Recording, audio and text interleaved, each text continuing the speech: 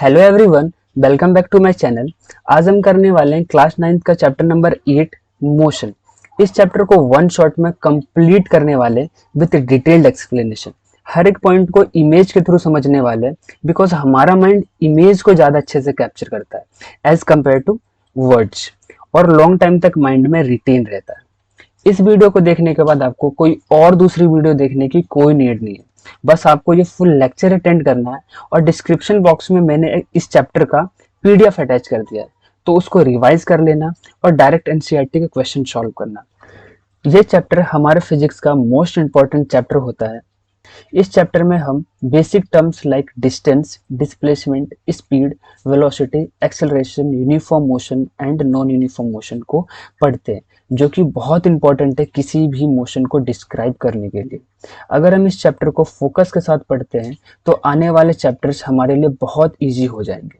तो चलिए video start करते हैं। सबसे पहले हम इस चैप्टर का नाम को ही समझते हैं कि आखिर मोशन होता क्या है।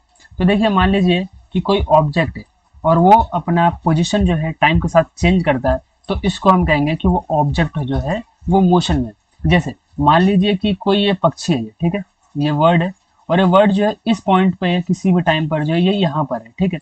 अब कुछ टाइम पर क्या होगा, ये जो पक्षी है, ये वर्ड जो है वो किसी दूसरे पोजीशन पर चला जाएगा। मीन्स अगर कोई ऑब्जेक्ट अपना पोजीशन जो है टाइम के साथ चेंज करता है तो उसको हम कहते हैं मोशन, ठीक है। हम अपने आसपास जो बहुत सारी चीजें देखते हैं जो कि मोशन में होती है, यानी कि वो जो है समय के साथ जो है अपने पोजीशन जो है चेंज करती है।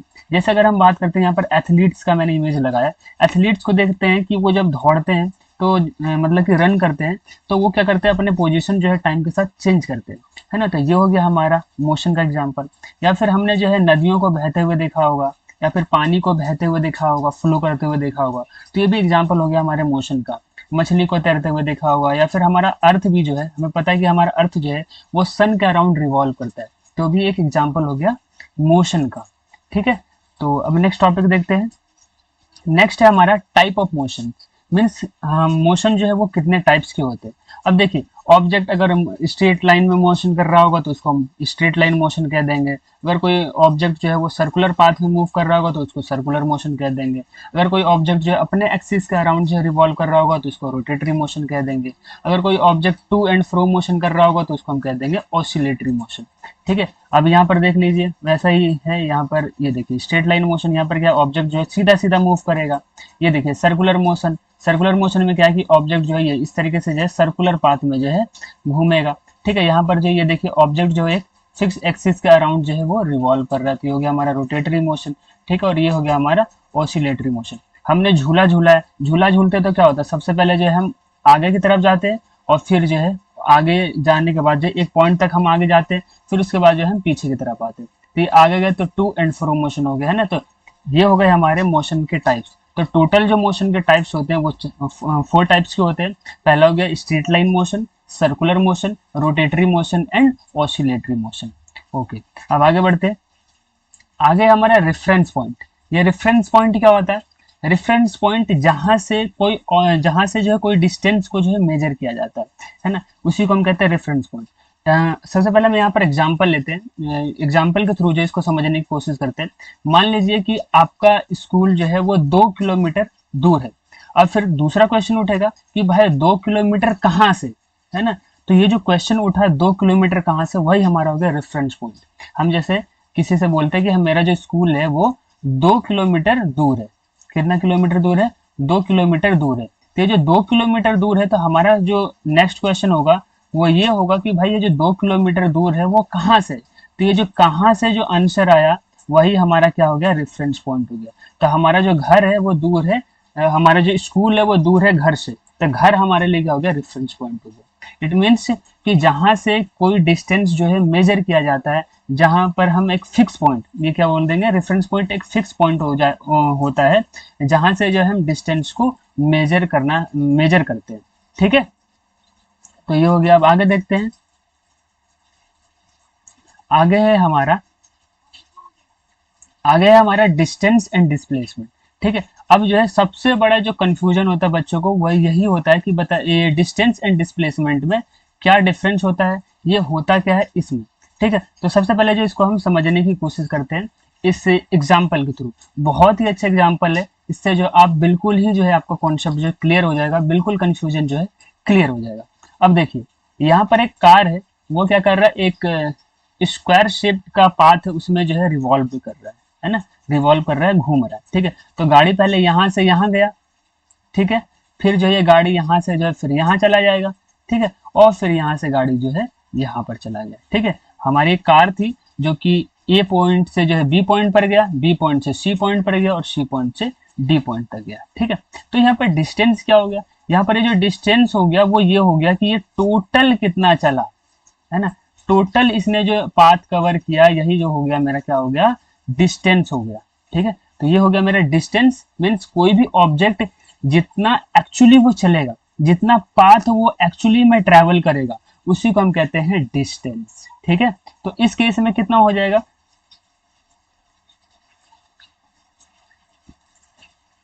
इस केस में कितना हो जाएगा, देखिए ये ऑब्जेक्ट यहाँ से जो है चलना स्टार्ट किया था और यहाँ से यहाँ गया, तो ये कितना 10 मीटर हो गया, ये हो गया मेरा 10 मीटर, फिर ये भी ट्रैवल किया, तो ये यहाँ से यहाँ तक हो गया मेरा 30 मीटर। तो इसका जो टोटल डिस्टेंस हो गया वो मेरा कितना हो गया, 30 मीटर हो गया, यानी कि the distance travelled by the object या फिर path covered by the object is 30 metre. तो ये हो गया मेरा डिस्टेंस, ठीक है। अब समझते हैं कि ये डिस्प्लेसमेंट क्या होता है, ठीक है। देखिए डिस्प्लेसमेंट क्या होता है, गाड़ी जहां से स्टार्ट हुआ, मीन्स इनिशियल पॉइंट, है ना, जहां से ऑब्जेक्ट चलना स्टार्ट किया और जहां पर ऑब्जेक्ट रुक गया या फिर जहां पर उसने जो है चलना बंद कर दिया, उनके बीच का जो डिस्टेंस होता है, और ये डिस्टेंस क्या है, शॉर्टेस्ट पाथ, शॉर्टेस्ट डिस्टेंस, ठीक है। जो शॉर्टेस्ट डिस्टेंस होता है from the initial point two the final point is called displacement. तो इस केस में जो हमारा डिस्प्लेसमेंट हुआ गाड़ी का वो कितना हुआ, क्योंकि भाई ये डिस्टेंस जो है वो एक स्क्वायर शेप का पाथ हमने लिया है, सबका जो है स्क्वायर है, तो सारे का जो साइड है वो 10 मीटर का होगा, तो ये क्या हो गया हमारा डिस्प्लेसमेंट यहाँ पर 10 मीटर का हो गया। मीन्स कि ये इनिशियल पोजीशन से कितना डिस्प्लेस हुआ है, डिस्प्लेस मतलब कि कितना ये चला है ना। तो ये जो है डिस्प्लेसमेंट जो हो गया इसका कितना हो गया, 10 मीटर हो गया, ठीक है। अब इसको जो है और अच्छे से यहाँ पर समझते हैं। यहाँ पर मैंने लिखा है कि डिस्टेंस क्या होता है, डिस्टेंस जो होता है वो total length of the path covered by the object, object जितना डिस्टेंस चलेगा, एक्चुअली में जितना पाथ ये कवर करेगा वही मेरा क्या होता है डिस्टेंस। तो यहाँ पर डिस्टेंस जो होगा वो क्या हो जाएगा, A B plus B C plus C D, A B plus B C plus C D, है ना। तो ये जो तीनों हो गया 10 मीटर 10 मीटर 10 मीटर, तो ये हो गया मेरा टोटल कितना 30 मीटर हो गया, ठीक है। तो यहाँ पर ए से पहले गाड़ी बी तक गया, फिर बी से सी गया और फिर सी से डी गया, ठीक है। तो ये जो मेरा हो गया टोटल क्या हो गया मेरा डिस्टेंस हो गया 30 मीटर। अब डिस्प्लेसमेंट देखते हैं कि डिस्प्लेसमेंट क्या था। तो डिस्प्लेसमेंट मैंने बताया था कि ए से बी गाड़ी गई है, तो ए से डी जो है गाड़ी गई है, तो ए से डी का जो शॉर्टेस्ट पाथ होगा वही मेरा क्या होगा डिस्प्लेसमेंट होगा, ठीक है।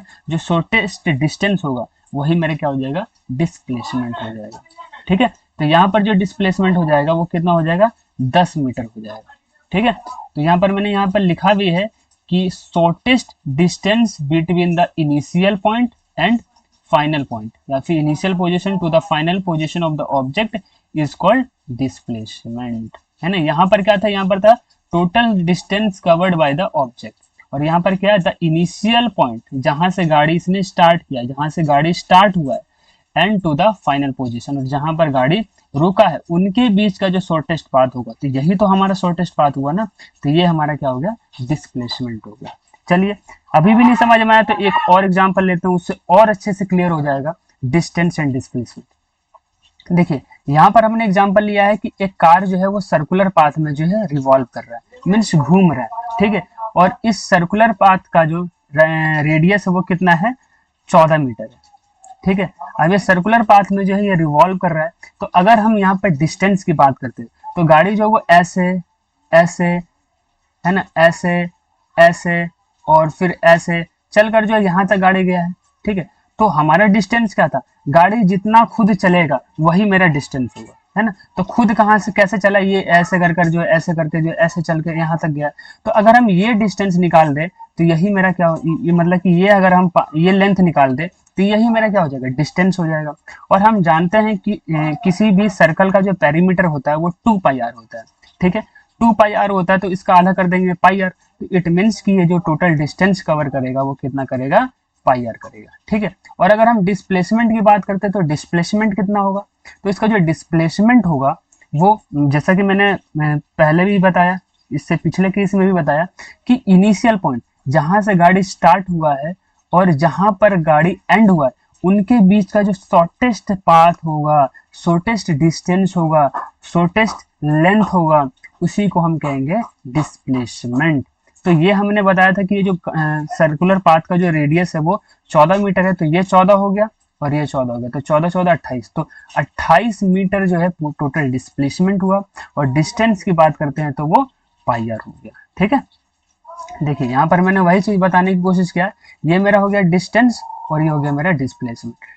डिस्टेंस बताया था कि total path covered by the object, है ना, तो ये क्या हो गया हमारा πr। πr कैसे हुआ, मैंने बताया था कि सर्कल का जो पाथ होता है वो 2πr होता है, तो 2πr का अगर मैंने आधा कर दिया तो वो πr हो जाएगा, है ना। तो πr हो गया, तो यहाँ पर जो वैल्यू रखेंगे, पाई की वैल्यू क्या आता है 22/7, है ना, 22/7। एंड रेडियस का जो लेंथ है, रेडियस जो है इस सर्कुलर पाथ का वो कितना हमने रखा है 14 मीटर, है ना। तो 22/7 इंटू 14, तो 7 से 14 2 बार में जाएगा तो 2 हो जाएगा, तो 22 इंटू 2 हो जाएगा 44 मीटर। तो इस केस में जो हमारा टोटल डिस्टेंस हो गया वो हमारा कितना हो गया 44 मीटर हो गया, ठीक है।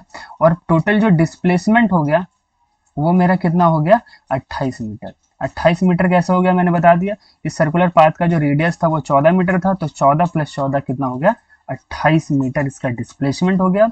और टोटल जो डिस्टेंस होता है वो 44 मीटर इसकी इसमें हो गया, ठीक है। अब जो है एक बार फिर से जो है इसका कंपैरिजन हम करके देख लेते हैं कि आखिर डिस्टेंस एंड डिस्प्लेसमेंट में क्या डिफरेंस होता है।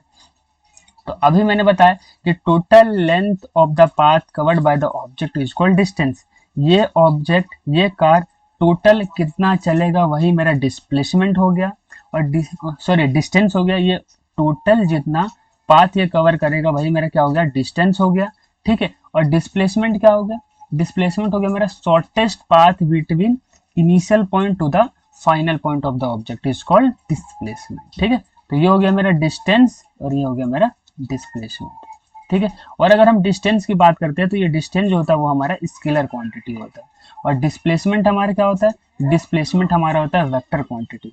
अब ये डिस्टेंस जो है वो स्केलर क्वांटिटी क्यों है, क्योंकि डिस्टेंस के पास जो है, अच्छा सबसे पहले ये समझते हैं कि स्केलर क्वांटिटी और वेक्टर क्वांटिटी क्या होता है। ऐसी क्वांटिटी जिसमें सिर्फ मैग्नीट्यूड हो उसको हम स्केलर क्वांटिटी कहते हैं, और ऐसी क्वांटिटी जिसमें magnitude as well as direction भी उसको हम कहते हैं वेक्टर क्वांटिटी, ठीक है। तो डिस्टेंस जो होता है वो स्केलर क्वांटिटी होता है, इसके पास सिर्फ मैग्नीट्यूड होता है, और डिस्प्लेसमेंट जो होता है वो वेक्टर क्वांटिटी होता है क्योंकि इसके पास direction as well as velocity भी होता है, तो sorry direction as well as magnitude भी होता है, ठीक है। डिस्टेंस जो है वो कभी भी नेगेटिव नहीं हो सकता, बट डिस्प्लेसमेंट जो है वो नेगेटिव हो सकता है। जैसे मान लीजिए कि गाड़ी सबसे पहले इधर चला और इधर चलने के बाद जो है फिर ये वापस आ गया, ठीक है। तो यहाँ पर जो डिस्प्लेसमेंट है वो नेगेटिव हो सकता है बट डिस्टेंस नेगेटिव नहीं होता, ठीक है। ये हो गया, ठीक है। चलिए अब नेक्स्ट देखते हैं। नेक्स्ट है हमारा यूनिफॉर्म मोशन और नॉन यूनिफॉर्म मोशन के बारे में पढ़ने वाले हैं, ठीक है। तो इस इमेज के थ्रू जो है मैं बिल्कुल ही अच्छे तरीके से जो uniform motion and non uniform motion के बारे में बताता हूँ, ठीक है। देखिए एक कार है, ठीक है, एक कार है वो रोड पर जो है चल रहा है, ठीक है। मैंने अलग अलग इसकी जो पोजीशन दिखाया है अलग अलग टाइम पर, ठीक है। अगर मान लीजिए कि ये जो कार है वो इक्वल डिस्टेंस कवर करती है, क्या करती है, मान लीजिए कि ये यहाँ से यहाँ तक जो है डी डिस्टेंस कवर किया, फिर डी, फिर डी, फिर डी, और ऐसे ऐसे करते करते ये चल रहा है ना। और हर डिस्टेंस में जो टाइम लग रहा है वो सेम सेम लग रहा है। मान लीजिए कि पहले सेकंड में जो 2 मीटर चला तो दूसरे सेकंड में भी 2 मीटर चलेगा, फिर तीसरे सेकंड में भी 2 मीटर चलेगा। मीन्स अगर टाइम के साथ इक्वल टाइम के साथ अगर इक्वल डिस्टेंस ट्रैवल होता है तो इसको हम कहते हैं यूनिफॉर्म मोशन, तो इसको हम क्या कहेंगे uniform motion. If the object covers equal distance in equal interval of time, तो उसको हम क्या कहेंगे, यूनिफॉर्म मोशन। यहाँ पर हम देख सकते हैं कि हर एक टाइम इंटरवल में जो है, हर एक इक्वल टाइम इंटरवल में जो है, जो डिस्टेंस ट्रेवल हो रहा है वो सेम हो रहा है। इस वजह से ये क्या हो गया, मेरा यूनिफॉर्म मोशन हो गया। ठीक है, नेक्स्ट देखते हैं। नेक्स्ट क्या है हमारा,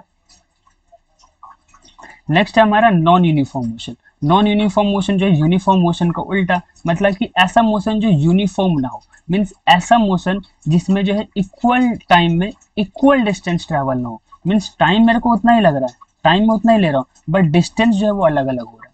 पहले मान लीजिए कि पहले 2 सेकंड में जो मैं D1 डिस्टेंस किया, और अगले 2 सेकंड में जो मैंने D2 डिस्टेंस कर लिया। अब हम यहाँ पर साफ साफ देख सकते हैं कि ये D1 जो है वो D2 से ज्यादा है ना। फिर D3 देखा तो D3 जो है D2 से भी ज्यादा है, और D4 देखा तो D3 से भी ज्यादा है। मीन्स यहाँ पर टाइम सबका सेम ही लग रहा है। मान लीजिए कि यहाँ पर 2 सेकंड लिया, यहाँ पर भी 2 सेकंड लिया, यहाँ पर भी इस कार ने जो 2 सेकंड लिया, और यहाँ पर भी 2 सेकंड लिया, बट यहाँ पर देख सकते हैं कि डिस्टेंस जो है वो सेम नहीं है। यहाँ पर जो है ज्यादा डिस्टेंस है। जैसे जैसे टाइम बढ़ रहा है वैसे वैसे जो मतलब कि जैसे जैसे सिचुएशन चेंज हो रही है वैसे वैसे क्या हो रहा है, डिस्टेंस जो है वो बढ़ते जा रहा है। ठीक है, टाइम वही लग रहा है 2 second 2 second 2 second 2 second, but जो डिस्टेंस की जो डिस्टेंस जो कवर कर रहा है वो बढ़ते जा रही है। मीन्स यहाँ पर स्पीड बढ़ते जा रही है। ठीक है, तो ये हो गया हमारा non uniform motion. If object cover non equal distance in equal interval of time, time उतना ही लग रहा है 2 सेकंड 2 सेकंड 2 सेकंड, बट जो डिस्टेंस कवर किया जा रहा है इसके द्वारा वो सेम नहीं है। तो ये मेरा क्या हो गया, नॉन यूनिफॉर्म मोशन। ठीक है, तो हमने यहाँ पर क्या देखा, 2 types of motion, uniform motion and non uniform motion. अगर इक्वल डिस्टेंस ट्रेवल करेगी कोई कार या फिर कोई object in equal interval of time, तो इसको हम कहेंगे यूनिफॉर्म मोशन। ठीक है, और नॉन यूनिफॉर्म मोशन क्या होगा, अगर कोई ऑब्जेक्ट जो है अनइक्वल डिस्टेंस ट्रेवल करता है in equal interval of time, तो इसको हम कहेंगे नॉन यूनिफॉर्म मोशन। ठीक है, चलिए आगे देखते हैं। आगे हम देखते हैं स्पीड के बारे में। हम जो है जब हम रोड पर जाते हैं, है ना, रोड साइड में जाते हैं, तो हमें जो इस तरीके जो है बैनर हमें दिखाई देता है, हमें इस तरीके का जो पोस्टर दिखाई देता है जहाँ पर साफ साफ लिखा रहता है कि गाड़ी जो है इस रोड से जो है 20 मीटर पर सेकंड से ज़्यादा, 20 किलोमीटर पर आवर से ज़्यादा, या फिर 30 किलोमीटर पर आवर जो भी है उससे जो है ज़्यादा नहीं जाएगा। या फिर हम क्रिकेट में भी देखते हैं कि कोई बॉलर जो है वो 156 किलोमीटर पर आवर से डाल रहा है, 155 किलोमीटर पर आवर की स्पीड से डाल रहा है, या फिर कोई जो है 120 किलोमीटर पर आवर की स्पीड से जो है डाल रहा है। तो ये जो स्पीड है, ये स्पीड भी जो है बहुत ही इंपॉर्टेंट है, फिजिक्स का बहुत ही इंपॉर्टेंट टर्म। जरा स्पीड को हम समझते हैं। जैसे देखिए, यहाँ पर एक कार है, वही हमारा कार है। ये कार जो है वो टी टाइम में जो है डी डिस्टेंस ट्रेवल किया। तो अगर मुझे निकालना है कि इस कार की ये स्पीड कितनी है, मतलब कि ये कार किस स्पीड से जा रही है, तो मैं कैसे निकालूंगा। तो जो स्पीड का जो डेफिनेशन है वो क्या होता है, distance travel by the object in per unit time. यानी कि एक यूनिट टाइम में, यानी कि 1 सेकेंड में कोई ऑब्जेक्ट कितना डिस्टेंस ट्रेवल कर रहा है, दैट इज कॉल्ड स्पीड। ठीक है, अब यहाँ पर देखिए स्पीड, स्पीड क्या होता है, डिस्टेंस अपॉन में टाइम। ठीक है, तो मान लीजिए कि यहाँ पर जो डिस्टेंस ट्रेवल किया है वो डी किया है, और टाइम जो टी लगा तो D by T is equals to speed हो जाएगा। ठीक है, और अगर हम स्पीड की बात करते हैं तो स्पीड जो होता है वो क्या होता है, स्केलर क्वांटिटी होता है। मीन्स इसके पास सिर्फ मैग्नीट्यूड होता है, डायरेक्शन नहीं होता। ठीक है, अब अगर हम स्पीड की एसआई यूनिट की बात करते हैं तो वो क्या होता है, मीटर पर सेकेंड होता है। कैसे निकाला हमने, जरा देखते हैं। देखिए, डिस्टेंस का जो यूनिट होता है वो होता है मीटर, और टाइम का जो यूनिट होता है वो सेकेंड, तो मीटर सेकेंड, तो ये हो जाएगा मीटर पर सेकेंड। ठीक है, चलिए आगे देखते हैं। आगे है हमारा एवरेज स्पीड। अब ये देखिए कि ऑब्जेक्ट जो है जरूरी थोड़ी है कि इक्वल डिस्टेंस करे इक्वल इंटरवल ऑफ टाइम में। मान लीजिए कि यहाँ पर जो t1 टाइम है वो t1 टाइम में इसने d1 डिस्टेंस ट्रेवल कर दिया, और t2 टाइम में जो है यहाँ पर जो है d2 डिस्टेंस ट्रेवल किया। फिर यहाँ से यहाँ तक इसने जो t3 टाइम लिया है, और यहाँ पर जो डिस्टेंस ट्रेवल किया वो d3 किया। मीन्स नॉन यूनिफॉर्म मोशन होगा तो उस टाइम पर जो है हमें कैसे स्पीड निकालना होगा इसके बारे में। ठीक है, अब देखिए ये है हमारा एवरेज स्पीड। तो उस टाइम पर अगर मान लीजिए कि कोई ऑब्जेक्ट जो है नॉन यूनिफॉर्म मोशन से चल रहा है, तो उसके केस में अगर मुझे स्पीड निकालना है गाड़ी की, कि वो गाड़ी कितने स्पीड से जा रहा है। देखिए मैं यहाँ पर जो है ना बार बार गाड़ी लेता हूँ, तो इसका मतलब ये नहीं कि सिर्फ गाड़ी ही होता है, यहाँ पर कोई भी जनरल ऑब्जेक्ट हो सकता है ना। ऐसी ऑब्जेक्ट जो मोशन कर रहा है वो सबके ऊपर जो है एप्लीकेबल है चीज़, ठीक है। बट यहाँ पर जो मैंने ना कार इस्तेमाल किया है, कार का जो है एग्जाम्पल लेकर जो इस चैप्टर को समझाने की कोशिश किया है। तो मैं अगर बार बार कार बोलूँ तो इसका मतलब सिर्फ कार नहीं है, कोई भी ऑब्जेक्ट जो मोशन करती है उन सब के बारे में, ठीक है। तो चलिए, एवरेज स्पीड उस केस में क्या हो, इस केस में क्या हो जाएगा कि total distance covered by the object during whole journey. ये मतलब कि ये टोटल जितना चला, मतलब कि ये जितना चला, भले इसका स्पीड कुछ भी रहा हो, कितना भी टाइम लगा हो, कितना भी डिस्टेंस ट्रेवल किया हो, बट मुझे क्या लेना है, टोटल डिस्टेंस लेना है पूरे जर्नी में। ये मान लीजिए कि कोई बंदा जो है दिल्ली से चलना स्टार्ट किया और दिल्ली से जो है बिहार में आ गया, ठीक है।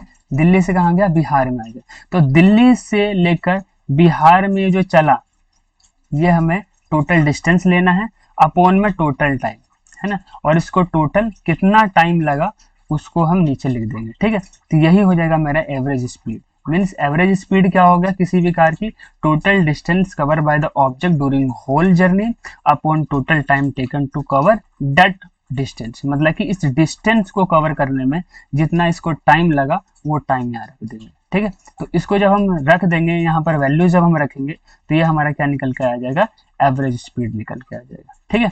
अब यहाँ पर फिर समझते हैं कि ऐसा यूनिट क्या होता है इस एवरेज स्पीड की, है ना। तो क्योंकि ये एक तरीका स्पीड ही है तो इसका यूनिट कोई चेंज थोड़ी हो जाएगा। ऊपर हम रख तो डिस्टेंस ही रहे ना, तो डिस्टेंस की यूनिट क्या होती है, डिस्टेंस की यूनिट होती है मीटर, और नीचे टाइम ले रहे हैं तो टाइम की यूनिट क्या होता है, सेकंड। तो ये हो जाएगा मीटर पर सेकंड, ठीक है। तो ये हो गया। चलिए आगे देखते हैं। आगे है हमारा आगे है हमारा वेलोसिटी, ठीक है। तो वेलोसिटी को जरा समझते हैं। सबसे पहले वेलोसिटी जो है वो हमारा वेक्टर क्वांटिटी।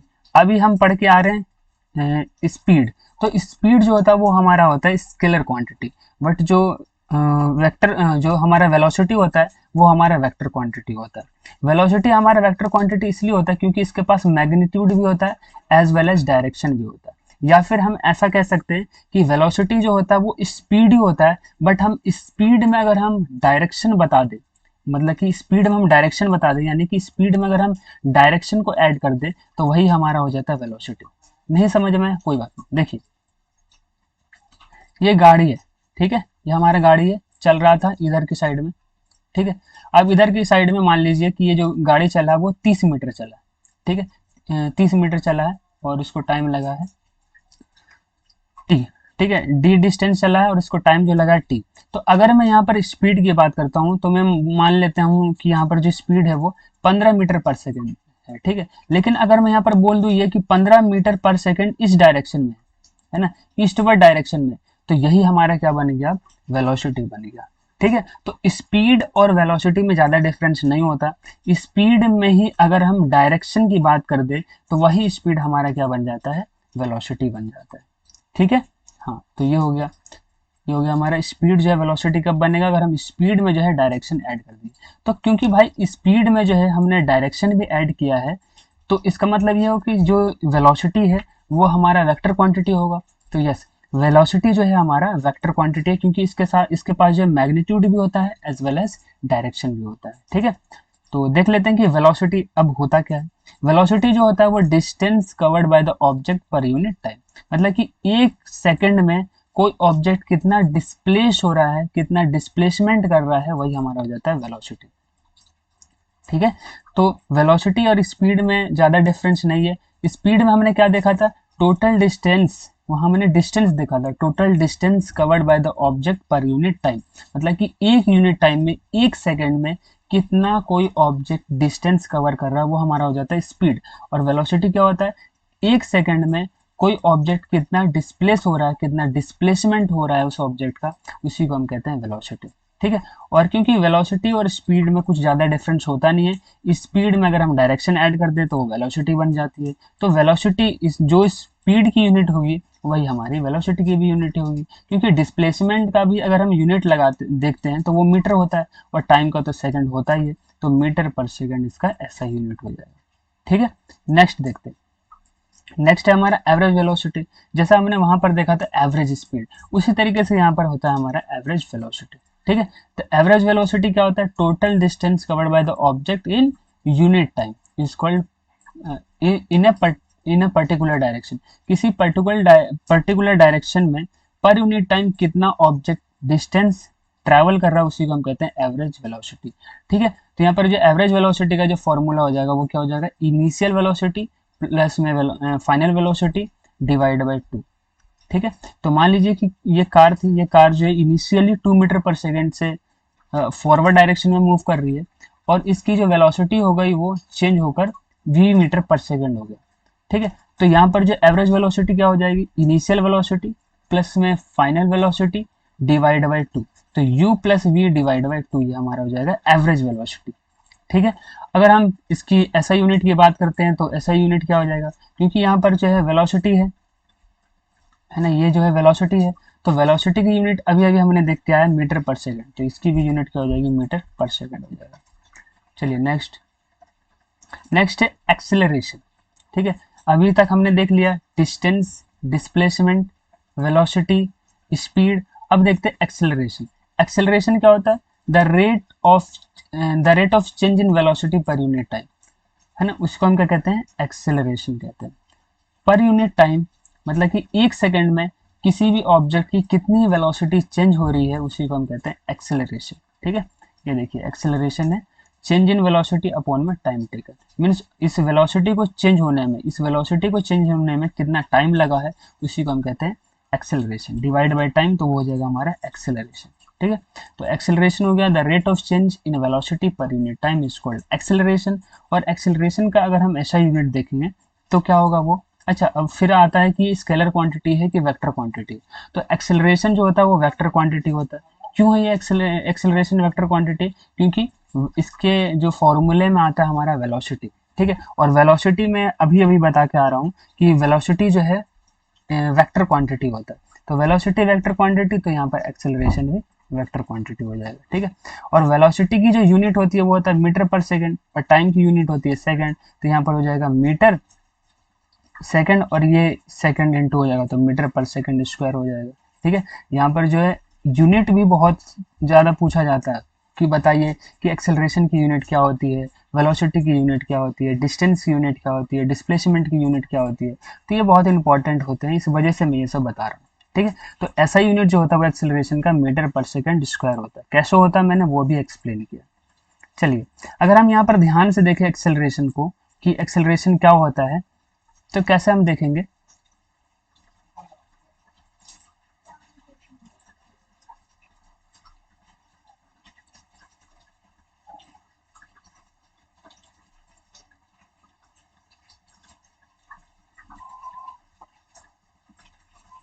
है ना, अगर हम यहाँ पर एक्सेलरेशन को देखें तो यहाँ पर एक कोई कार थी, वो इस यहाँ से जो है कोई कार यहाँ गई, है ना, पहले थी इसकी v1 मीटर पर सेकंड, फिर हो गई v2 मीटर पर सेकंड, v3 मीटर पर सेकंड, v4 मीटर पर सेकंड, v5 मीटर पर सेकंड, है ना, v6 मीटर पर सेकंड, v7 मीटर पर सेकंड। अब यहाँ पर देख सकते हैं कि वेलोसिटी जो है कंटिन्यूसली जो है चेंज हो रही है। पहले v1 से v2 हो गई, v2 से v3 हो गई, v4 से v5 हो गई, v5 से v6 हो गई, v6 से v7 हो गई। तो ये जो वेलोसिटी चेंज हो रहा है वो पर यूनिट टाइम कितना चेंज हो रहा है, पर यूनिट टाइम पर सेकेंड कितना चेंज हो रहा है उसी को हम कहते हैं एक्सेलरेशन। ठीक है, तो यहाँ पर मैंने यही समझाने की कोशिश किया। चलिए, एक्सेलरेशन, ठीक है, अब और इसको देख लेते हैं कि एक्सेलरेशन भी जो होता है वो हमारा 2 टाइप्स का होता है। एक होता है यूनिफॉर्म एक्सेलरेशन और एक होता है हमारा नॉन यूनिफॉर्म एक्सेलरेशन। ठीक है, यूनिफॉर्म एक्सेलरेशन में क्या होगा कि वेलोसिटी चेंज जो होगा वो इक्वल होगा in equal interval of time. ठीक है, इससे पहले हमने देखा था uniform motion and non uniform motion. Uniform motion में हमने देखा था कि अगर कोई ऑब्जेक्ट इक्वल डिस्टेंस ट्रैवल करता है in equal interval of time तो उसको हम कहते हैं यूनिफॉर्म मोशन। और नॉन यूनिफॉर्म मोशन क्या था कि अगर कोई ऑब्जेक्ट इक्वल डिस्टेंस ट्रैवल नहीं करता है in equal interval of time तो उसको बोलते थे हम नॉन यूनिफॉर्म मोशन। उसी तरीके से यहाँ पर एक्सेलरेशन में हमारा हो जाता है uniform acceleration and non uniform acceleration. Acceleration क्यों आया? क्योंकि जब भी कोई ऑब्जेक्ट में जो है वेलोसिटी चेंज होगा तो वहां पर एक्सेलरेशन होगा। तो यहाँ पर जो वेलोसिटी चेंज होगा वो भी दो तरीके से हो सकता है। ऐसा हो सकता है कि टाइम तो उतना ही लगे बट वेलोसिटी चेंज भी उतना ही हो, और एक सिचुएशन ये हो सकता है कि टाइम तो उतना ही लगेगा बट जो वेलोसिटी चेंज है वो सेम नहीं है, तो उसको हम बोल देंगे नॉन यूनिफॉर्म मोशन। ठीक है, देखिए यहाँ पर जो वेलोसिटी चेंज है वो सेम नहीं है, तो ये हमारा किसका हो जाएगा, नॉन यूनिफॉर्म एक्सेलरेशन का। यहाँ पर देखिए v1 है, फिर v2 है, फिर v3 हो गया, फिर v4 हो गया, v5 हो गया, v6 हो गया, v7 हो गया।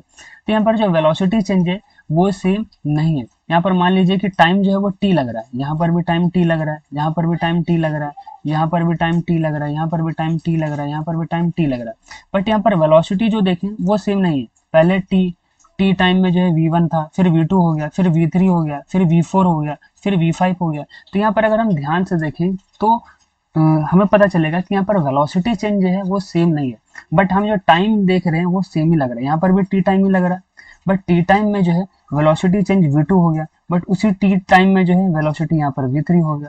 ठीक है, तो समझ रहे, अगर यहाँ पर जो है इक्वल टाइम में इक्वल वेलोसिटी चेंज होता तो हम बोलते हैं यूनिफॉर्म एक्सेलरेशन।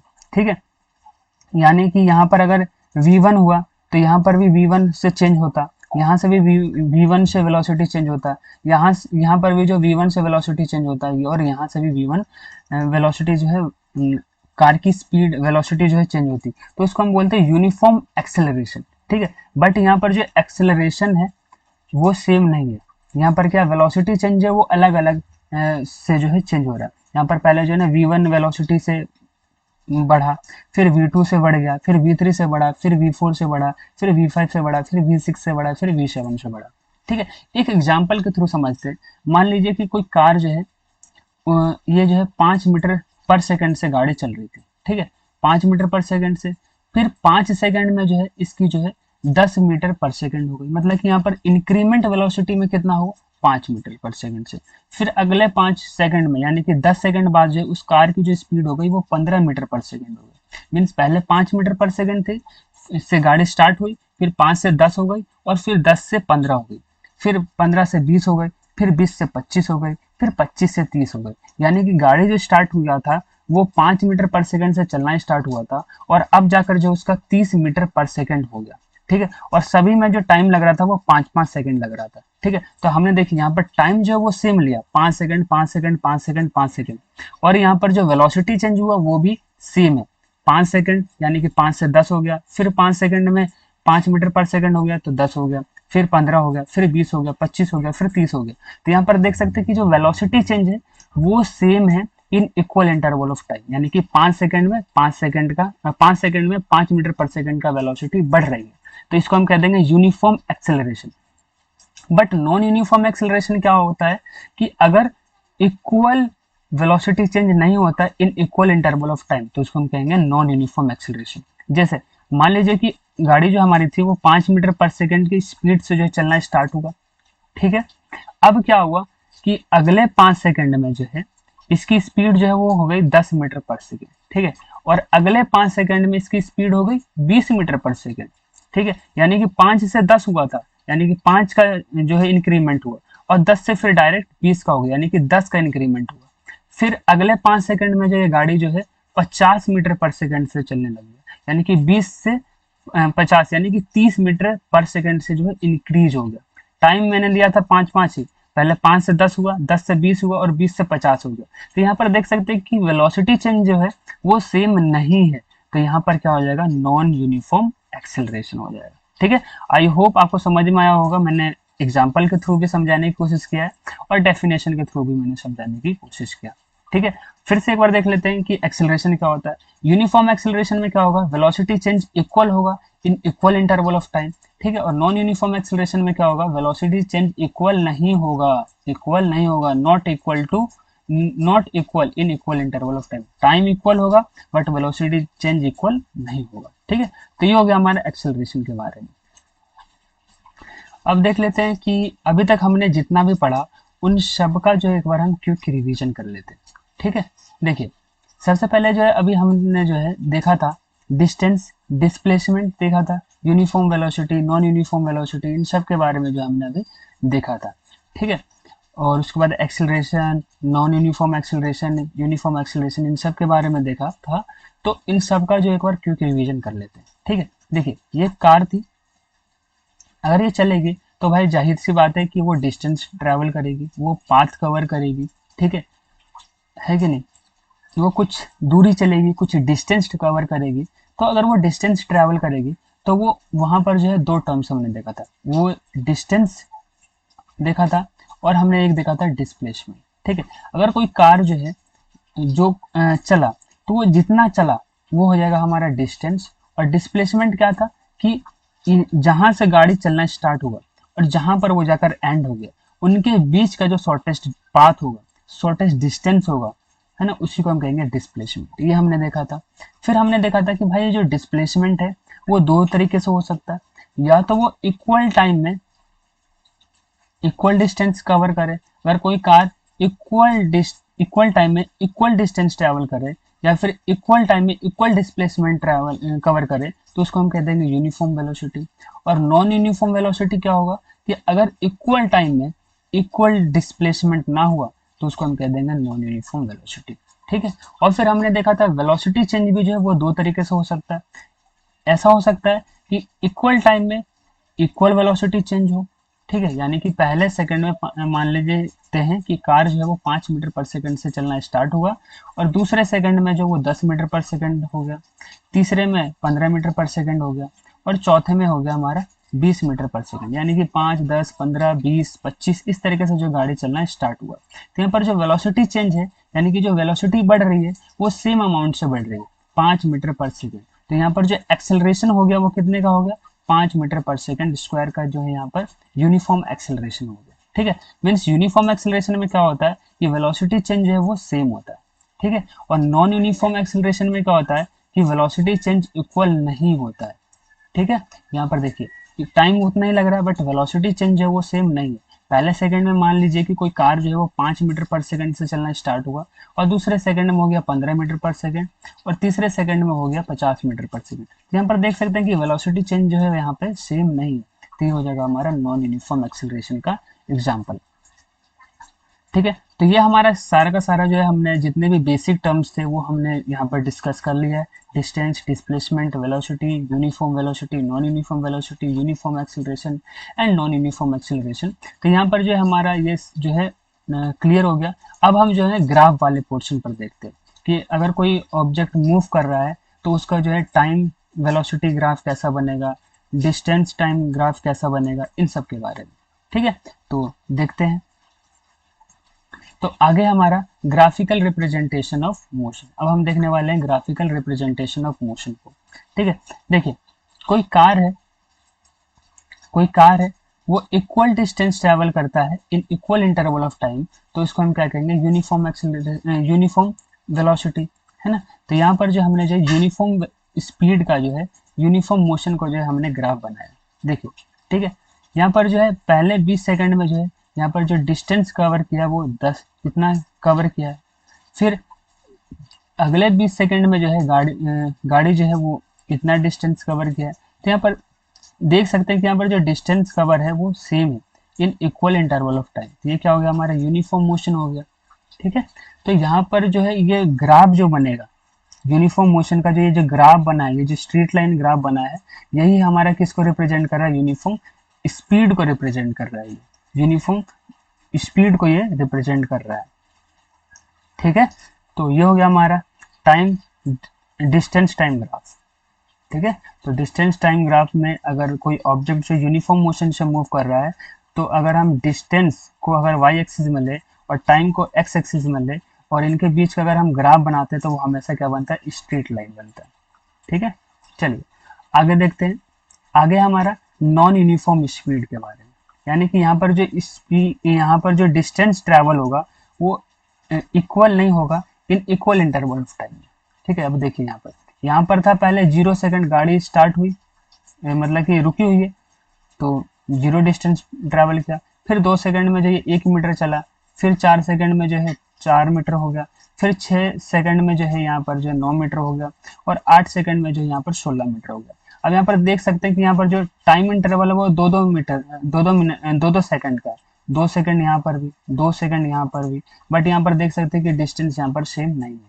ठीक है, तो 1 से 4 हुआ यानी कि 3 का इंक्रीमेंट हुआ, 4 से 9 हुआ यानी कि 5 का इंक्रीमेंट हुआ, और 9 से यहाँ पर 16 हुआ, मतलब यहाँ पर 7 का इंक्रीमेंट हो गया। तो यहाँ पर देख सकते हैं ना कि यहाँ पर जो इक्वल टाइम में इक्वल डिस्टेंस ट्रैवल नहीं हो रहा। तो ये हमारा किसका एग्जाम्पल हो गया, नॉन यूनिफॉर्म मोशन का यहाँ पर एग्जाम्पल। और इसका अगर हम ग्राफ बनाते हैं तो वो कैसा बनेगा, इसका ग्राफ कुछ इस तरीके से बनेगा। ठीक है, तो ये हो गया हमारा distance time graph for non uniform motion या फिर नॉन यूनिफॉर्म स्पीड का।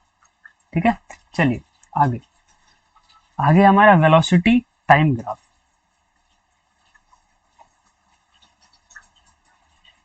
आगे हमारा वेलोसिटी टाइम ग्राफ। ठीक है, अभी जो है हमने देखा था क्या, डिस्टेंस टाइम ग्राफ है ना, इसी का जो है ये ग्राफ है हमारे यहाँ पर। ठीक है, यहाँ पर डिस्टेंस टाइम ग्राफ बोलो या फिर डिस्प्लेसमेंट टाइम ग्राफ बोलो तो वो वेलोसिटी हो जाएगा। तो उस केस में जो है अगर हम ग्राफ बनाते हैं तो वो कुछ ऐसा बनेगा। यहाँ पर हमने देखा था कि यहाँ पर जो है वेलोसिटी जो है वो कांस्टेंट है, तो अगर वेलोसिटी डिस्टेंस की जगह हम वेलोसिटी ले लेते हैं यहाँ पर, तो उस केस में जो ग्राफ बनेगा वो कुछ ऐसा बनेगा। भाई क्योंकि यूनिफॉर्म मोशन में वेलोसिटी तो सेम होता है, यूनिफॉर्म यूनिफॉर्म मोशन में जो वेलोसिटी होता है किसी भी ऑब्जेक्ट का वो सेम होता है। अगर वो सेम होता है, टाइम बढ़ रहा है बट वेलोसिटी चेंज हो ही नहीं रहा, तो उसका ग्राफ कुछ ऐसा ही तो बनेगा ना। यहाँ पर हमने यही तो देखा था कि जो इक्वल डिस्टेंस ट्रैवल होगा in equal interval of time, तो उसको हम कह रहे थे यूनिफॉर्म मोशन। तो यूनिफॉर्म मोशन में जो गाड़ी की वेलोसिटी होगी वो भी तो सेम होगी ना, तो उस केस में जो ग्राफ बनेगा वो कुछ ऐसा ही बनेगा, स्ट्रेट लाइन ग्राफ बनेगा, पैरेलल टू क्या बोलते हैं एक्स एक्सिस ग्राफ बनेगा, अगर हम वेलोसिटी को जो है वाई एक्सिस में लेते हैं तो। ठीक है, चलिए आगे हम देखते हैं velocity time graph for non uniform motion. Non uniform motion बोलो या फिर एक्सेलरेटेड मोशन बोल देते हैं इसको। एक्सेलरेटेड मोशन यहाँ पर मतलब ये हुआ कि जो वेलोसिटी चेंज है वो सेम है। ठीक है, देखिए यहाँ पर क्या है कि पहले गाड़ी जो है रेस्ट पर था, तो यहाँ पर जो है कोई वेलोसिटी चेंज नहीं हुआ, बट 0 से जो है यहाँ पर 5 सेकंड हुआ, और 5 सेकंड में जो वेलोसिटी है बढ़कर कितनी होगी 2.5 मीटर पर सेकंड हो गया। और अगले 5 से जो है 10 सेकंड में जो है गाड़ी की स्पीड जो हो गया वो कितना हो गया 5 मीटर पर सेकंड। फिर 10 से 15 सेकंड में जो हो गया वो कितना हो गया 7.5 मीटर पर सेकंड। फिर 15 से 20 सेकंड में 15 से 20 सेकंड में जो है इसकी स्पीड जो हो गई वो 10 मीटर पर सेकंड हो गया। तो यहाँ पर देख सकते हैं कि 2.5 जो है वो सब में जो है ऐड होते जा रहा है। 2.5 प्लस 2.5 5, 5 में 2.5 7.5, 7.5 में 2.5 ऐड कर दिया तो 10 हो गया, और इसी तरीके से 10 12.5 और 15 हो जाएगा यहाँ पर। ठीक है, तो यहाँ पर देख सकते हैं कि जो वेलोसिटी बढ़ रही है वो सेम अमाउंट से बढ़ रही है, मीन्स 2 मीटर पर सेकंड की स्पीड से जो है वेलोसिटी लगातार इंक्रीज हो रही है। तो यहाँ पर जो वेलोसिटी चेंज है वो सेम है, मीन्स यहाँ पर जो एक्सेलरेशन है वो कितने का है 2.5 मीटर पर सेकंड स्क्वायर का है। यहाँ पर जो है मतलब कि एक्सेलरेशन है, मीन्स यहाँ पर जो वेलोसिटी चेंज हो रहा है वो 2.5 मीटर पर सेकंड से लगातार बढ़ रही है। तो यहाँ पर जो एक्सेलरेशन हो गया वो कितना हो गया 2.5 मीटर पर सेकंड स्क्वायर। ठीक है, यहाँ पर वेलोसिटी चेंज हो रही है, ये एक नॉन यूनिफॉर्म मोशन का एग्जाम्पल हो गया। ठीक है, चलिए तो यहाँ पर जो है ये हो गया।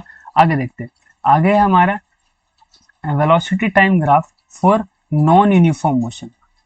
नॉन यूनिफॉर्म मोशन या फिर हम बोल सकते हैं कि velocity time graph of an object in non uniformly accelerated motion, यानी कि यहाँ पर जो वेलोसिटी चेंज है, यहाँ पर वेलोसिटी चेंज तो हो रहा था, यहाँ पर वेलोसिटी चेंज तो हो रहा था, और यहाँ पर जो वेलोसिटी चेंज था वो इक्वल अमाउंट से हो रहा था, मीन्स 2.5 मीटर पर सेकेंड से।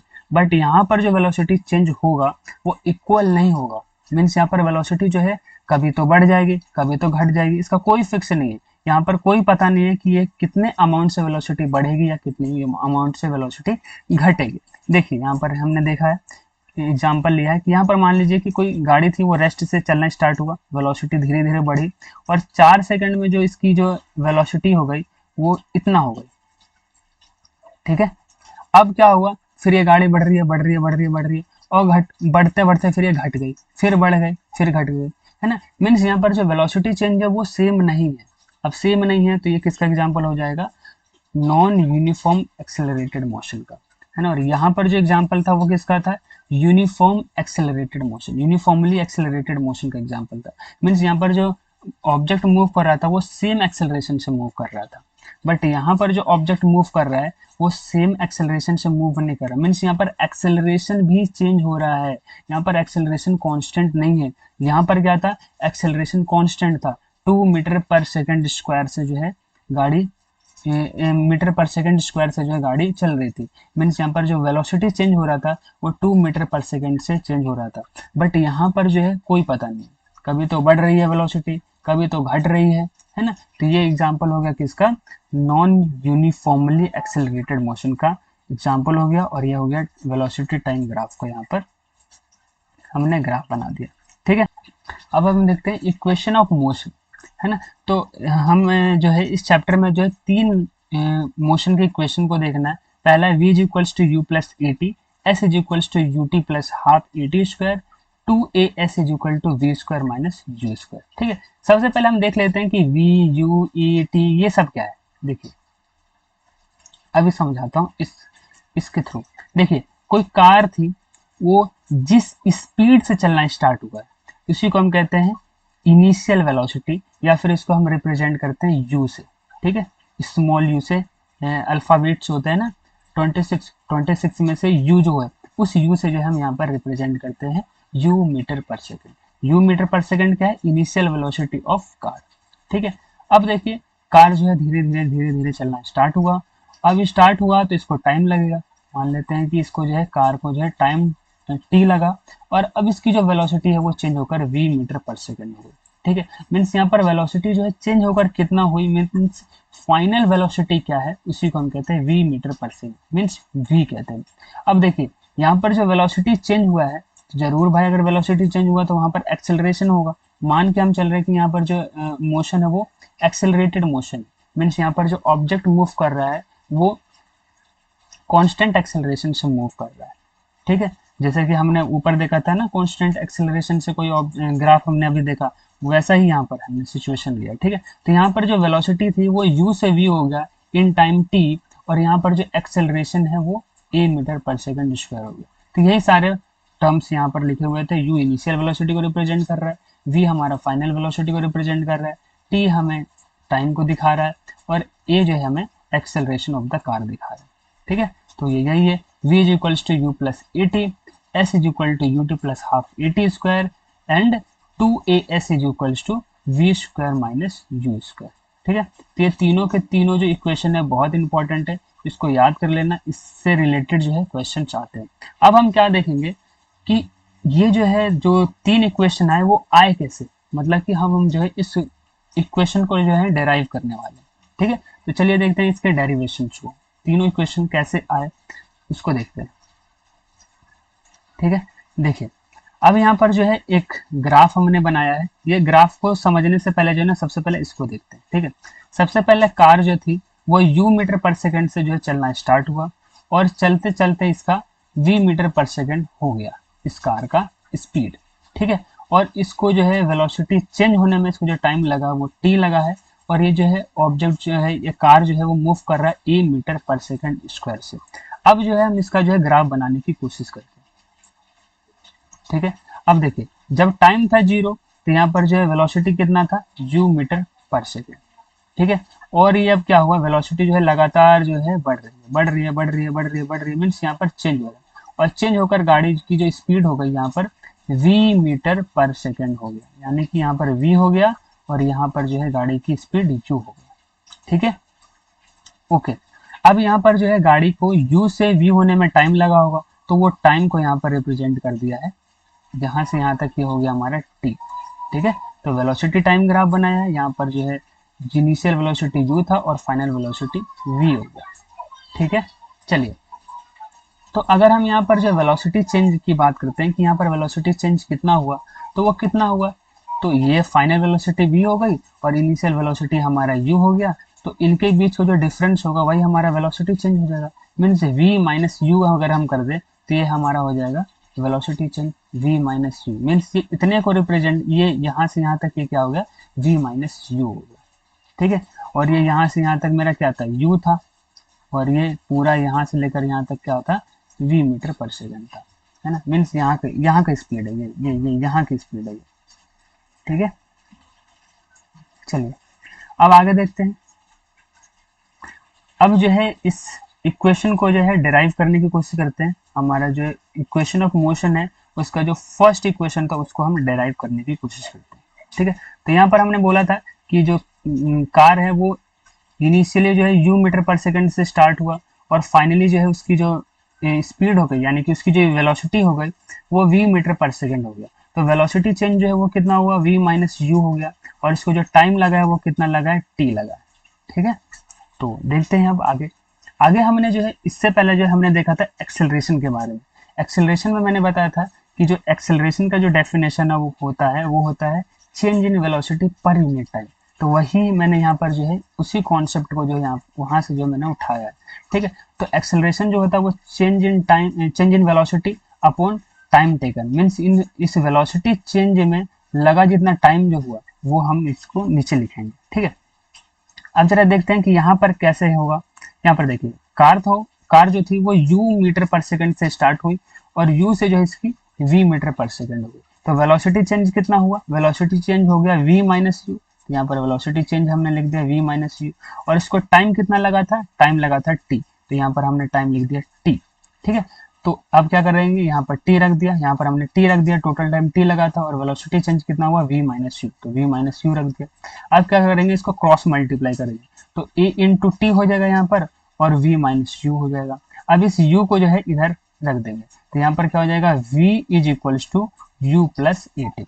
और ये v u ए टी क्या है, मैंने पहले ही बता दिया है कि v जो है वो फाइनल वेलोसिटी है, u हमारा इनिशियल वेलोसिटी है और ए टी जो है हमारा ये जो है हमारा एक्सेलरेशन है और टी है हमारा टाइम, ठीक है। तो ये हो गया हमारा पहला equation derive, equation of motion का जो फर्स्ट इक्वेशन है उसको हमने डेराइव कर दिया है कि ये कैसे आया, ठीक है। तो ये इस तरीके से आया। चलिए अब नेक्स्ट देखते हैं। नेक्स्ट है हमारा equation for position time relation, यानी कि पोजिशन टाइम इक्वेशन को जो है हम यहाँ पर डेराइव करने वाले हैं। इससे पहले हमने क्या देखा था, इससे पहले हमने देखा था वेलोसिटी टाइम रिलेशन। मतलब यहाँ पर देखिए, यहाँ पर जो रिलेशन है वो किसके किसके बीच में, वेलोसिटी और टाइम के बीच में यहाँ पर रिलेशन है। अब जो हम देखने वाले हैं वो किसके किसके बीच में रिलेशन होगा, अब जो हम देखने वाले रिलेशन पोजीशन यानी कि डिस्टेंस और टाइम के बीच में रिलेशन होगा, डिस्प्लेसमेंट और टाइम के बीच में रिलेशन होगा। चलिए इसको डिराइव करते हैं, ठीक है। तो ये जो है वही हमारा है कि वेलोसिटी चेंज को हम v माइनस यू कह दिए।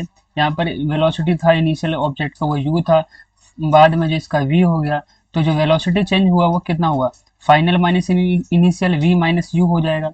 और यहाँ पर जो टाइम लगा है वो t लगा है ना। मीन्स यहाँ पर जो वेलोसिटी चेंज में जो टाइम लगा है वो कितना लगा है, t। सबसे पहले जो ना, अगर मुझे डिस्टेंस निकालना है यानी कि डिस्प्लेसमेंट निकालना है कि कोई ऑब्जेक्ट कितना डिस्प्लेसमेंट किया है, उसने कितना, किसी भी ऑब्जेक्ट का कितना डिस्प्लेसमेंट हुआ है, तो इसके लिए जो ना हमें कॉन्सेप्ट समझना पड़ेगा। और वो कॉन्सेप्ट ये है कि अगर कोई वेलोसिटी टाइम ग्राफ है, तो वेलोसिटी टाइम ग्राफ कोई ग्राफ है तो उसके नीचे का जो एरिया होगा, means area covered by the graph जो होगा वही मेरा डिस्प्लेसमेंट होगा, ठीक है।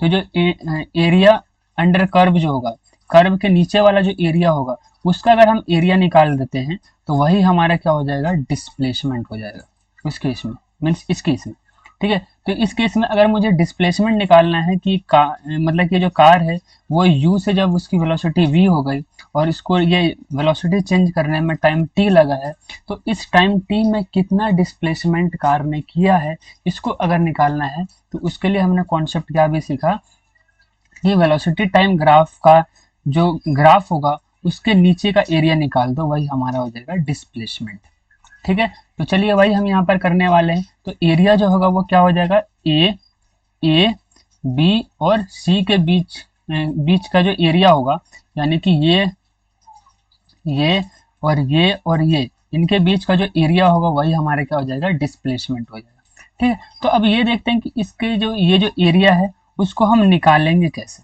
ठीक है। तो अगर हम ध्यान से देखें तो ये हमें एक ट्रायंगल दिखाई दे रहा है ना, ये हमें यहाँ पर एक ट्रायंगल दिखाई दे रहा है और यहाँ पर जो है हमें क्या दिखाई दे रहा है, एक रेक्टेंगल दिखाई दे रहा है, है ना। ये हमें क्या दिखाई दे रहा है, यहाँ पर एक रेक्टेंगल दिखाई दे रहा है और ऊपर हमें क्या दिखाई दे रहा है, एक ट्रायंगल दिखाई दे रहा है। सही बात है, ओके। अब यहाँ पर अगर हम देखें रेक्टेंगल वाले पे पहले फोकस करते हैं। इसका जो है ना मैं कलर थोड़ा चेंज कर देता हूँ, इसका कलर मैं येलो ले लेता हूँ, ठीक है। अब देखिए, अब ये वाला अगर हम देखें, ये यहाँ पर इसका अगर हमें एरिया निकालना है तो रेक्टेंगल का एरिया क्या होता है, लेंथ इंटू ब्रेथ, है ना, लंबाई गुना चौड़ाई, यही होता है कि नहीं। तो यहाँ पर ये जो चौड़ाई है वो कितना है, u, क्योंकि मैंने बताया था कि इसका जो वेलोसिटी है वो 0 से u हुआ, तो ये जो ये हुआ, ये जो है डिस्टेंस हुआ, या ये मेरा क्या हो जाएगा, u हो जाएगा, ठीक है। तो ये हो गया मेरी चौड़ाई, और लंबाई मेरा क्या है, t, है ना। तो u इंटू टी हो जाएगा मेरा area of rectangle, u into T हमारा एरिया ऑफ रेक्टेंगल हो गया। और इस ट्रायंगल का अगर मुझे एरिया निकालना है तो ट्रायंगल का एरिया क्या होता है, half into base into height, तो ये हमारा बेस हो जाएगा।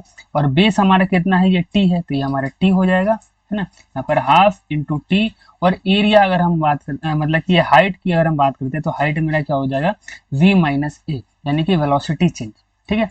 अब यहाँ पर ये समझते हैं कि v माइनस ए तो यहाँ पर नहीं लिखा हुआ, यहाँ पे ए टी लिखा है, तो यहाँ पर ए टी क्यों लिखा है।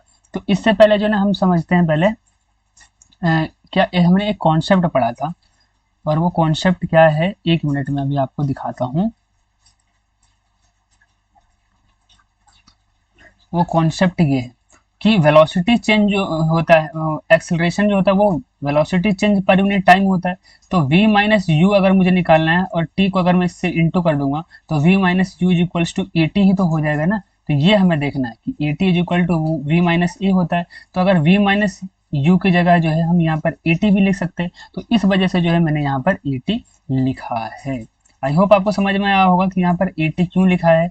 ए टी हमने इसलिए लिखा है क्योंकि एक्सेलरेशन का जो डेफिनेशन होता है वो चेंज इन वेलोसिटी अपॉन में टाइम होता है। तो एक्सेलरेशन का इंटू टाइम से करेंगे तो a t is equal to v minus u ही होगा। तो v माइनस यू की जगह जो है मैंने यहाँ पर ए टी लिख दिया, ठीक है। और इसको अगर हम रीअरेंज करते हैं तो यहाँ पर हो जाएगा you T plus half A T square, जो कि हमारा सेकंड इक्वेशन हो जाएगा, मोशन का सेकंड इक्वेशन, ठीक है। तो वो इस तरीके से आता है, ठीक है। चलिए अब नेक्स्ट देखते हैं। नेक्स्ट है हमारा equation for position velocity relation. Means यहाँ पर जो है रिलेशन किसके किसके बीच में है, पोजीशन और वेलोसिटी के बीच में रिलेशन। ये देखिए, ये हमारा पोजीशन हो गया और ये हमारा हो गया वेलोसिटी, ठीक है। तो वेलोसिटी एंड पोजीशन के बीच में रिलेशन, ठीक है। तो यहाँ पर भी जो है वही हमारा सिचुएशन, हम तीनों अभी तक हमने ऊपर के जो दो सिचुएशन देखा, उस सिचुएशन में भी जो है हमारा जो मतलब जो सिचुएशन है वो सेम ही है, सब में सिचुएशन सेम है। सबसे पहले कार की वेलोसिटी जो थी वो u थी, फिर वेलोसिटी जाकर कितना हो गया v। अब इसको जो वेलोसिटी चेंज होने में टाइम लगा होगा, तो उस टाइम को इसने लिख दिया टाइम t, ठीक है। तो ऐसा है। अब यहाँ पर जो है इस तरीके का हो गया। और अगर मान लेते हैं कि कार जो है वो किस मतलब कि अब कार का जो वेलोसिटी है वो u से v हो गया, ठीक है। चलिए अब नेक्स्ट देखते हैं कि इस इक्वेशन को जो है हम डेराइव कैसे करेंगे। Means v is equals to sorry u two A S is equals to v minus U को हम कैसे डेराइव करेंगे। चलिए देखते हैं। यहाँ पर क्या है, अगर मुझे इसका एरिया निकालना है तो वो एरिया कैसे निकलेगा, वो एरिया कुछ इस तरीके से निकलेगा। क्योंकि मैंने बताया था कि अगर मुझे किसी भी ऑब्जेक्ट का डिस्प्लेसमेंट निकालना है कि कोई कितना डिस्प्लेसमेंट किया है, तो उसके लिए मैंने बताया था कि वेलोसिटी टाइम जो ग्राफ होगा उसके नीचे का जो एरिया होगा वही मेरा क्या होता है, डिस्प्लेसमेंट होता है। तो अगर मैं ये एरिया निकाल दूं तो यही मेरा क्या हो जाएगा, उस कार का डिस्प्लेसमेंट हो जाएगा। अगर हम इस एरिया को निकालें तो वो कैसे निकालेंगे, तो वो हम कैसे निकालेंगे, इनका जो है हम टोटल एरिया निकाल देंगे। तो अगर हम ध्यान से देखें तो ये हमें एक ट्रेपेजियम दिखाई दे रहा है ना, ट्रेपेजियम हमें दिखाई दे रहा है, राइट। ये हमें जो क्या दिखाई दे रहा है, एक ट्रेपेजियम दिखाई दे रहा है। और अगर हमें ट्रेपेजियम दिखाई दे रहा है तो हम क्या कर देंगे, यहाँ पर ट्रेपेजियम का फॉर्मूला लगा देंगे। और ट्रेपेजियम का फॉर्मूला क्या था कि ट्रेपेजियम का फॉर्मूला था half into sum of two parallel side, sum of two parallel side. ये पैरेलल, दो साइड उसमें पैरेलल होती है ना, ट्रेपेजियम की दो साइड पैरेलल होती है। तो दो साइड का जो पैरेलल साइड है उन साइड का सम कर दीजिए और इनटू कर दीजिए उसमें distance between two parallel side, है ना। तो ये देखिए जो हमारा डिस्प्लेसमेंट जो होगा इस केस में, ये हमारा एरिया ऑफ ट्रेपेजियम के बराबर हो जाएगा। एरिया ऑफ ट्रेपेजियम कैसे निकालेंगे, टू पैरेलल साइड्स का सम, यानी कि यहाँ पर AO हो गया और यहाँ पर जो है BC हो गया, है ना। तो टू पैरेलल साइड हो गया और इनके बीच का डिस्टेंस, मतलब दो पैरेलल साइड के बीच का डिस्टेंस जो होगा वो हमारा हो जाएगा। तो ये जगह हमारा OC, ये हमारा हो गया OC, ये हमारा O और ये हो गया मेरा C, मीन्स यहाँ पर टाइम हो जाएगा। ठीक है, तो अब इस यहाँ पर जो वैल्यू पुटअप कर देते हैं, तो ये हमारा हो जाएगा U प्लस V। OA कितना है U और BC हमारा कितना है V।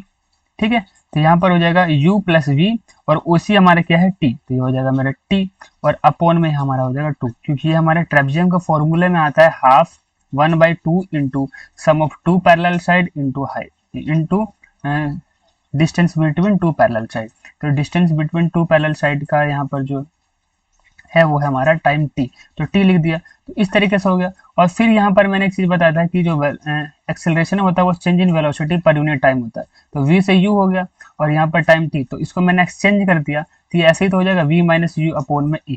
तो यहाँ पर जो है V क्या बोलते हैं, यहाँ पर जो T की जगह जो है ये वैल्यू मैं यहाँ पर पुटअप कर दूंगा। तो यहाँ पर जैसे ही मैंने V की जगह T की जगह जो है ये वैल्यू पुटअप किया, तो यहाँ पर हो जाएगा V माइनस U अपॉन में E, है ना। तो यहाँ पर हमारा जो टोटल जो हो जाएगा वो कैसा हो जाएगा, V प्लस यू इंटू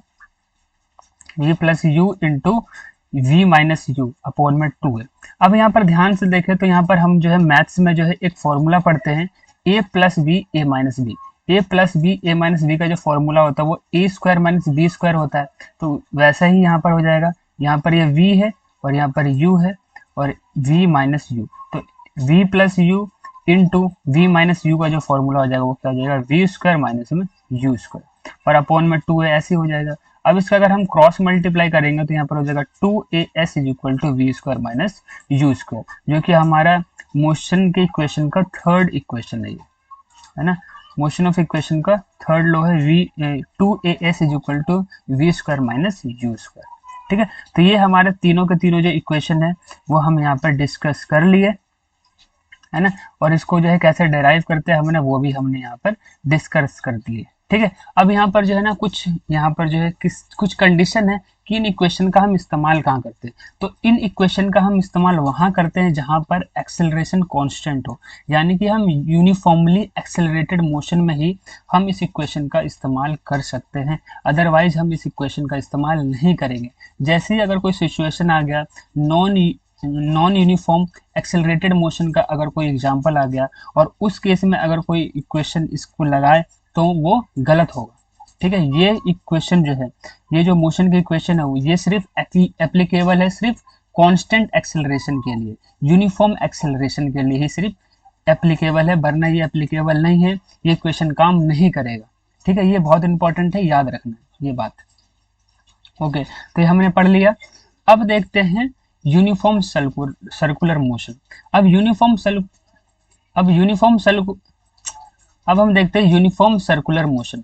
अब यूनिफॉर्म सर्कुलर मोशन को समझने से पहले जो ना एक डाउट है उसको जरा समझते हैं। Is acceleration possible without change in velocity? क्या वेलोसिटी के चेंज हुए बगैर क्या एक्सेलरेशन पॉसिबल है? मीन्स वेलोसिटी चेंज हो ही ना फिर भी एक्सेलरेशन हो, ऐसा हो सकता है क्या? क्योंकि हमने एक्सेलरेशन का डेफिनेशन यही पढ़ा है कि change in velocity per unit time, means velocity जहाँ चेंज होगा वहाँ एक्सेलरेशन होता है। बट मेरा क्वेश्चन यहाँ पर ये है कि अगर वेलोसिटी चेंज ना हो तो क्या एक्सेलरेशन पॉसिबल है? चलिए इसका जो है आंसर पता करने का कोशिश करते हैं इस स्लाइड में। देखिए यूनिफॉर्म सर्कुलर मोशन, अब यहाँ पर जो है ना एक कार है और वो कार जो है वो एक रेक्टेंगुलर पाथ में जो है मूव कर रहा है। ठीक है, पहले ये यहाँ से यहाँ गया, फिर यहाँ से यहाँ गया और फिर यहाँ से यहाँ गया। ठीक है, और फिर यहाँ से यहाँ गया।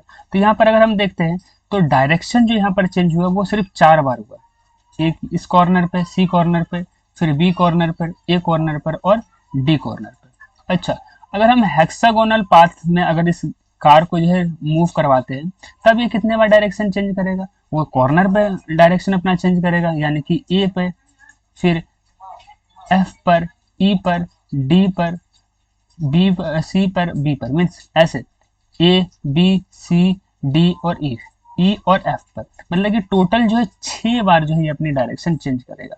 ओके, अब अगर देखते हैं ऑक्टागोनल शेप्ड ट्रैक का हम देखते हैं, मतलब कि एक ऐसा ट्रैक जो कि ऑक्टागोनल है, मतलब कि उसके उस ट्रैक के 8 साइड से। तो यहाँ पर जो है डायरेक्शन कितनी बार चेंज करेगा, अगर यहाँ पर गाड़ी को जो है मूव करवाते हैं तो ये ए पर, फिर बी पर, फिर सी पर, फिर डी पर, ई एफ जी और यहाँ पर एच, यानी कि टोटल 8 बार जो है अपनी डायरेक्शन चेंज करेगा। ठीक है, देखिए ना, पहले ये क्या था, ऐसे गाड़ी जा रहा था बट ऐसे ना जाकर फिर ऐसा हो गया, तो यहाँ पर डायरेक्शन ही तो चेंज हुआ है, वेलोसिटी का डायरेक्शन चेंज हुआ है कि नहीं।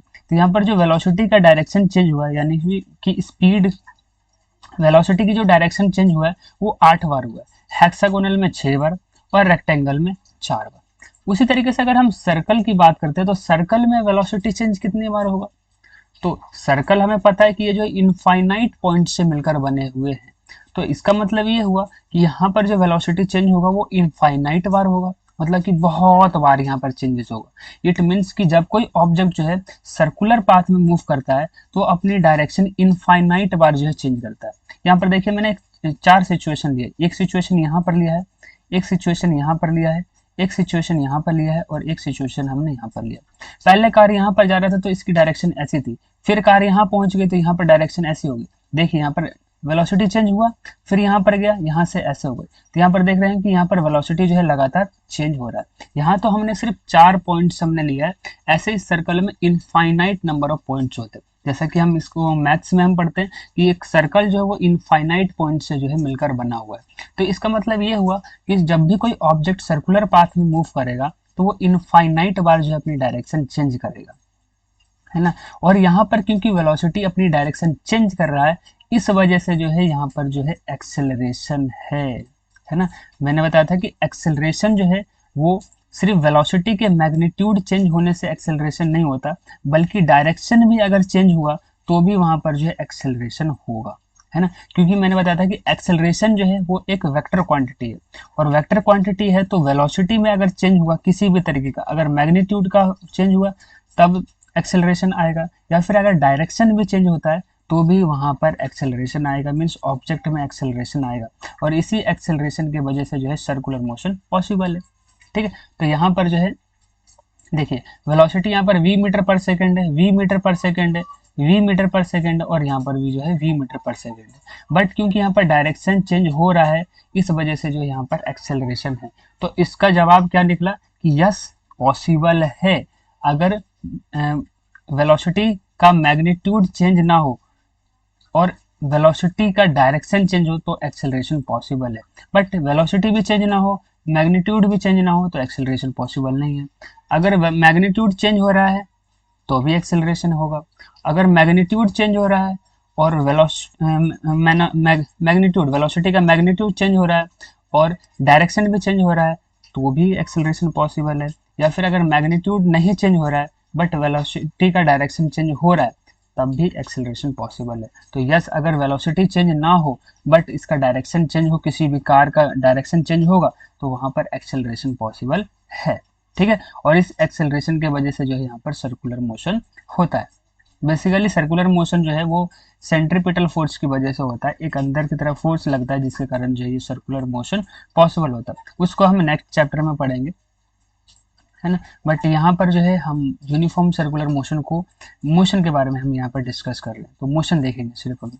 यहाँ पर सर्कुलर मोशन क्यों हो रहा है उसको हम बाद में डिस्कस करेंगे। यूनिफॉर्म सर्कुलर मोशन अगर हम देखते हैं तो यूनिफॉर्म सर्कुलर मोशन में अगर मैं ये स्पीड, क्योंकि मैं बता रहा था ना कि यहाँ पर जो सर्कुलर पाथ में जो कार मूव कर रहा है वो कांस्टेंट वेलोसिटी से मूव कर रहा है, तो इसका कांस्टेंट वेलोसिटी अगर मुझे निकालना है तो हम कैसे निकालेंगे। ठीक है, अगर मुझे यहाँ पर जो है ना वेलोसिटी निकालना है तो यहाँ पर जो है ना हम स्पीड का जो है यहाँ पर कॉन्सेप्ट से जो है यहाँ पर जो वेलोसिटी निकालेंगे। ठीक है, क्योंकि भाई वेलोसिटी अगर हमने ले लिया तो वेलोसिटी में आता है डिस्प्लेसमेंट, और डिस्प्लेसमेंट अपॉन टाइम कर देंगे तो डिस्प्लेसमेंट तो भाई जहाँ पर कार थी, कार वापस अगर वहीं पर आ जाएगी तो यहाँ पर जो है डिस्प्लेसमेंट तो जीरो हो गई, तो जीरो हो गया अपॉन में टाइम, तो ये तो जीरो हो जाएगा ना, तो स्पीड वेलोसिटी तो पॉसिबल ही नहीं होगा फिर उस केस में।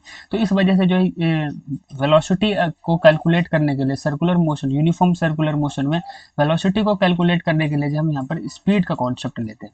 तो स्पीड बराबर क्या होता है, डिस्टेंस अपॉन में टाइम। तो ये टोटल डिस्टेंस कितना हो गया, ये कार यहाँ पर से स्टार्ट हुआ और वापस जो है ये यहाँ पर आ गया। ठीक है, ये यहाँ पर चलना स्टार्ट हुआ और चलते चलते जो है वापस यहाँ पर आ गया। तो टोटल डिस्टेंस अगर मुझे निकालना है तो वो कितना होगा, टोटल डिस्टेंस इसका सरकमफेरेंस जितना होगा, एक सर्कल का जितना सरकमफेरेंस होगा वही जो है हमारा क्या हो जाएगा, टोटल डिस्टेंस हो जाएगा। तो टोटल डिस्टेंस कितना हो जाएगा, 2πr। मीन्स किसी भी सर्कल का जो सरकमफेरेंस होता है वो 2πr होता है, तो यहाँ पर 2πr हो जाएगा। और टाइम जो इसको लगा जितना, मतलब कि ये ऑब्जेक्ट को यहाँ से घूमकर यहाँ तक आने में जितना टाइम लगा वो टाइम लगा है t। ठीक है, तो यहाँ पर जो वेलोसिटी का जो फॉर्मूला हो जाएगा वो क्या हो जाएगा, 2πr/t। तो ये हो गया हमारा। ठीक है, चलिए यूनिफॉर्म सर्कुलर मोशन है, यानी कि यहाँ पर जो एक्सेलरेशन है वो कांस्टेंट है। नेक्स्ट हम देखते हैं एग्जांपल ऑफ सर्कुलर मोशन। हम जो है अपने डे टू डे लाइफ में कहाँ पर हम इस तरीके का सर्कुलर मोशन देखते हैं, तो देखते हैं कहाँ कहाँ हम देखते हैं। सबसे पहले circular motion of moon around the earth. हमें पता है कि अर्थ के जो है चारों तरफ जो है चंद्रमा घूमती है, अर्थ के अराउंड जो है रिवॉल्व करती है मून। तो ये एक एग्जाम्पल किसका हो गया, सर्कुलर मोशन का एग्जाम्पल हो गया। मीन्स जो अर्थ के अराउंड जो मून रिवॉल्व करता है वो सर्कुलर पाथ में मूव करता है, इस वजह से जो है एग्जाम्पल हो गया, example of circular motion. Next है circular motion of satellite around the earth. हमें पता है कि अर्थ के अराउंड जब बहुत सारे सैटेलाइट्स जो है रिवॉल्व करते हैं, तो वो भी एग्जाम्पल हो गया हमारा सर्कुलर मोशन का। या फिर bending of cyclist in circular track. जब भी कोई सर्कुलर ट्रैक में जो है कोई साइकिलिस्ट जो है मूव करता है या साइकिल चलाता है तो वो थोड़ा सा टर्न होता है, तो ये भी एग्जाम्पल किसका हो गया, सर्कुलर मोशन का हो गया। तो यस, वीडियो हो गया complete. Thank you so much for watching the video. और इस लेक्चर का पीडीएफ आपको डिस्क्रिप्शन बॉक्स में मिल जाएगा, तो उसको कलेक्ट कर लेना और उसको रिवाइज कर लेना और डायरेक्ट क्वेश्चन सॉल्व करना। तो मिलते हैं किसी दूसरे वीडियो में, टिल देन बाय बाय।